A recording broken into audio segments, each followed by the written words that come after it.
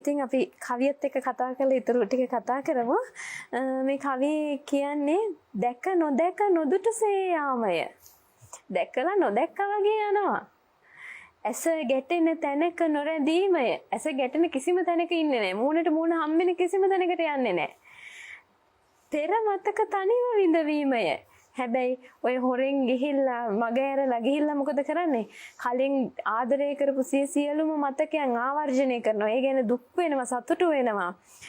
ඉතින් විඳවනවා, තමන් තනියෙන් විඳවනවා. පෙර මතක තනිව විඳවීමය කෙනෙකු ළඟ ඇති හොඳම ප්‍රේමය.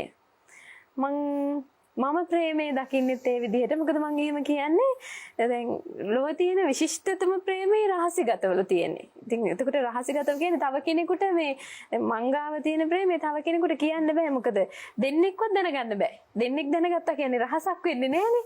ඉතින් මට පුළුවන් කාටවත්ම නොදැනී මට තව කෙනෙක්ට ප්‍රේම කරන්න. ඉතින් අපේ සංස්කෘතිය අපේ ලංකාවේ හැරි මේ සමාජයේ වෙලා තියෙන්නේ උත්සාහ කරනවා මම ආදරෙයි නම් පෙරලා එයා අනිවාර්යෙන් මට ආදරේ කියන්න ඕනේ. එයා මට ආදරේ කියන්න ඕනේ. එයා මට කවි ලියන්න ඕනේ. එයා මං යන තැන්වල එන්න ඕනේ. හැබැයි ආදරේ කරන්නේ මම. එයා මට ආදරේද දන්නේ නැහැ.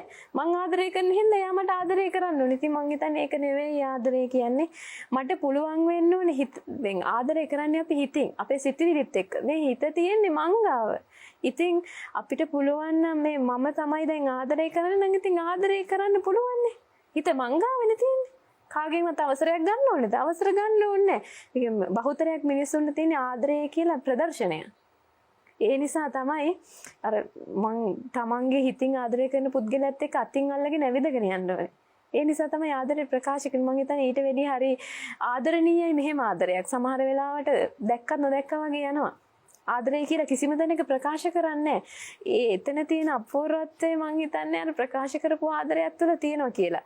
මේ මං කියන ආදරය තුළ තියෙනවා එකම එක කොන්දේසියක්. ඒ තමයි අයිති කර ගැනීම කියන හැඟීම නෑ. අයිති කරගන්න ගත්තොත් සමහරවිට අපිට නැති වෙන්නත් පුළුවන්. හැබැයි මේ ආදරේ කවදාවත් නැති වෙන්නේ නැහැ. මරණකම් අපි ගාව තියෙන ආදරයක්.